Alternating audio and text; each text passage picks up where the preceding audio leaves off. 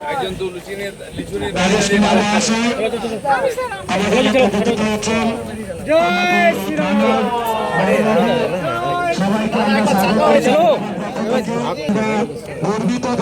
পদতুলি আমাদের এই চায় ব্যবহার করেছে।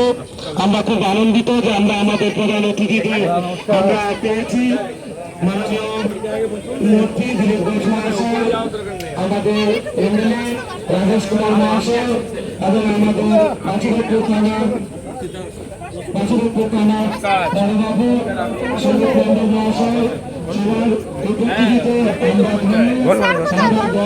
ধন্যবাদ করছি। আমাদের এই চায়ের ব্যবহার সম্মানীয় অতিথিগণ আমাদের মধ্যে উপস্থিত হয়েছেন। এই সম্মানীয় অতিথিগণ খালি করুন, দূরে চেয়ার আছে।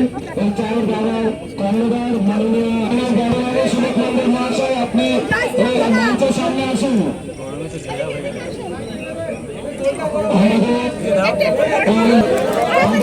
আরে সামনে যাবে না।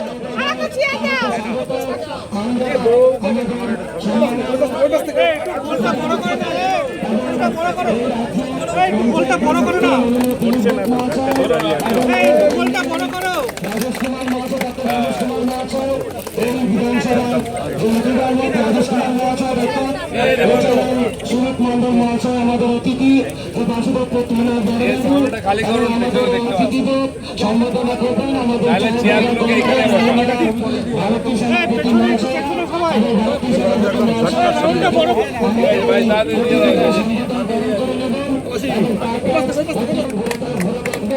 আমরা গর্বিত, আমরা আনন্দিত।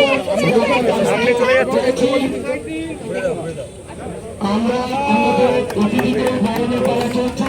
আমাদের চা দেওয়ার কারণে মাননীয় ভারতীয়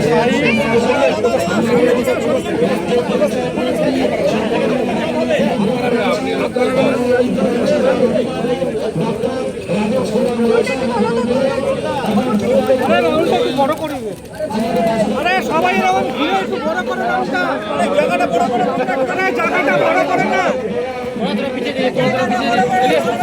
জায়গাটা বড় করা পেছনে চলে পেছনে চলে না।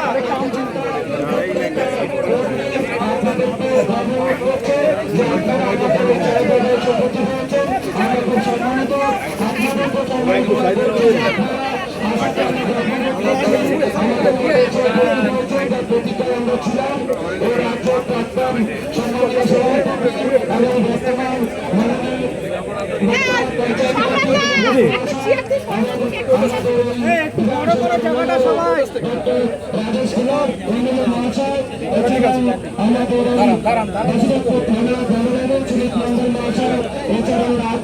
লাইটটা জ্বালো।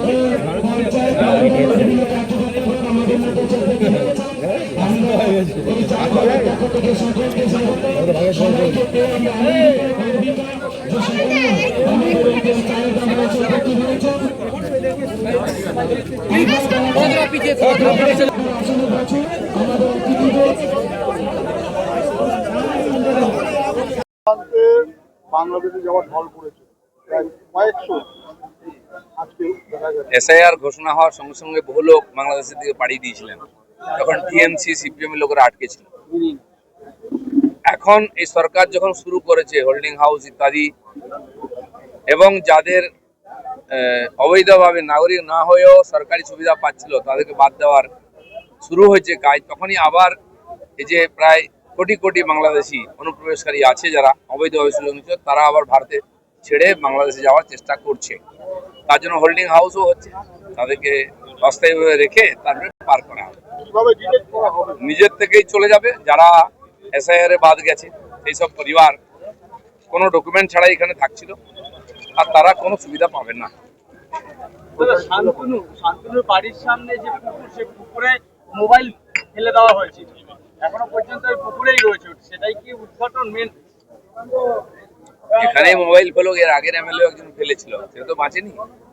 মোবাইল লুকিয়ে রেখে তো আর বাঁচা যাবে না, আইন তো ওইটুকুর মধ্যে সীমাবদ্ধ।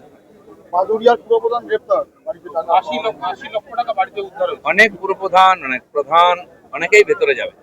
যে অবৈধভাবে সরকারি টাকা লুট হয়েছে, পাবলিকের কাছ থেকে লুট হয়েছে, এটা সর্বজন বিদিত। কমপ্লেন হবে, ইনকোয়ারি হবে, আর জেলে যাবে। অপেক্ষা করুন, শুরু হয়েছে। একে একে সব পুরপ্রধানরা এবং কাউন্সিলররা ইস্তফা দিচ্ছে। পুরপ্রধানরা খালি ইস্তফা দিলে হবে না। ইস্তফা দিলে কি যায়, অপরাধ তো আর মাফ হবে না।